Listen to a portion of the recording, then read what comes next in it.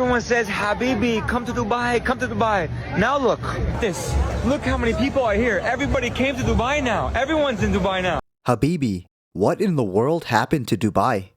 Welcome to Theories About Things, where I pitch my theories on why some things are the way they are.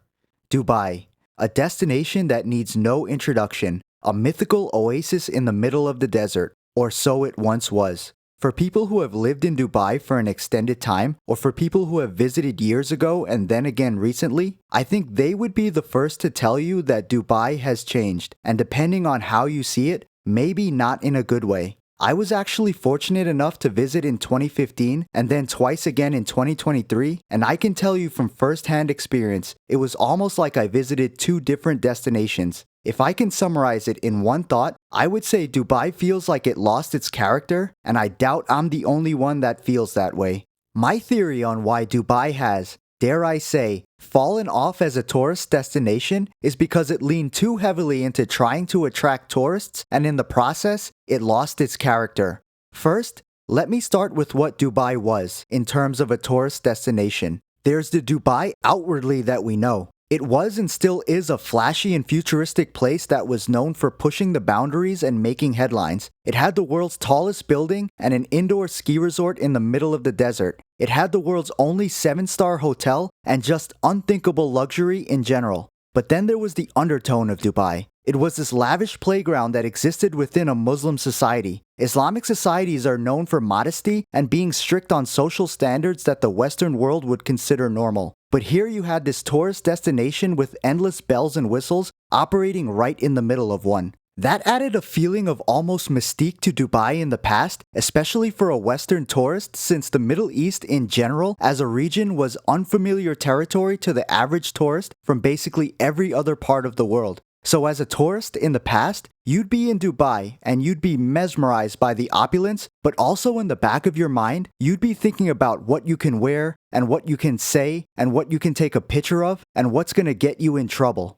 There was almost a small element of fear in a healthy way, and to me, that was a good thing. It added to the character of Dubai because it gave it a unique personality. It really felt like an extravagant destination, but also one operating within an Islamic society. In fact, when I was there in 2015, bars were only allowed to operate in Western-branded hotels. Although during my trip in 2015, I did see female visitors dressed to Western standards in public, it was extremely rare. Fast forward 10 years, and Dubai is a different place. Standalone bars, meaning ones that don't need to be attached to Western-branded hotels, are everywhere. I went to 2 of them during my trip in 2023, including a top 50 bar in the world at the time. To drive the point home even more, here's a menu of a bar currently in Dubai with pork on the menu. Dubai is absolutely saturated now with world-class bars and clubs and restaurants. There are even EDM events in Dubai now. Seeing Western female tourists and expats dressed to Western standards is quite common now. In some places, it's basically the norm.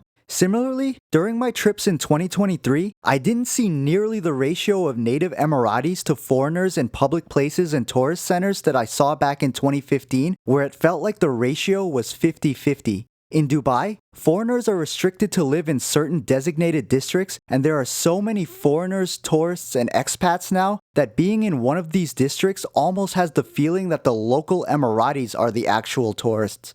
This leads me right into my next point. My theory in this video is essentially that Dubai opened its society up so much in order to attract tourists that it lost its character and the feel of a traditional Middle Eastern destination. What's more is that in order to build this tourist and expat sanctuary, Dubai had to import loads of foreign labor, which in turn adds even more to the feeling that Dubai is a long way from the place it once was. It's basically double jeopardy.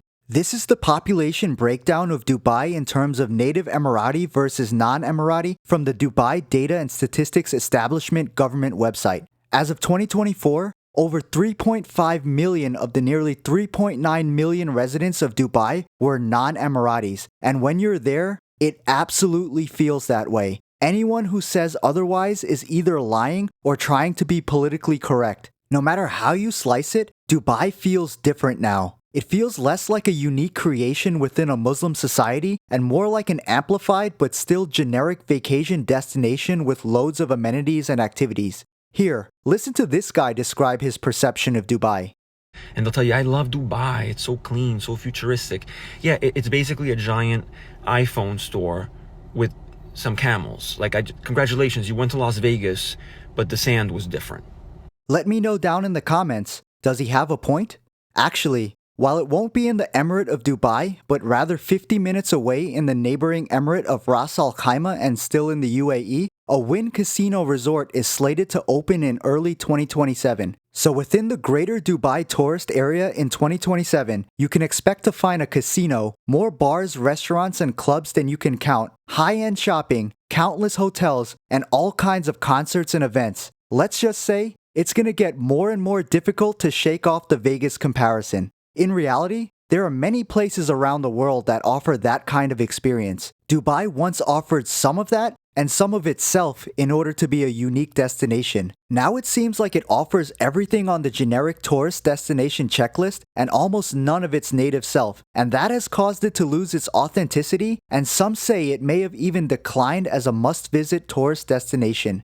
Dubai's economy was once dependent on oil like many in the region, but knowing that oil wouldn't pay the bills forever, leadership moved the economy away from oil and into other industries, a major one being tourism. I can see the counter-argument where people would say, if you as a country are trying to attract tourists, you have to change your society to appease them. I really don't think I fully agree with that. When a country is opening itself up for tourism, it's welcoming visitors in. It's an invitation. It's still up to the tourist to make the decision on whether he or she wants to accept what's being offered, which includes the local customs. Yes, the destination should be accommodating enough to get a tourist to want to travel there, but not so much so that it loses its authentic character. And that's what Dubai once was. That's what I believe first made it a world-class destination, not the flashy architecture and fancy supercars. But now it seems, and I think many would agree, that Dubai is leaning a little too much into being accommodating and a little too far away from being its native self.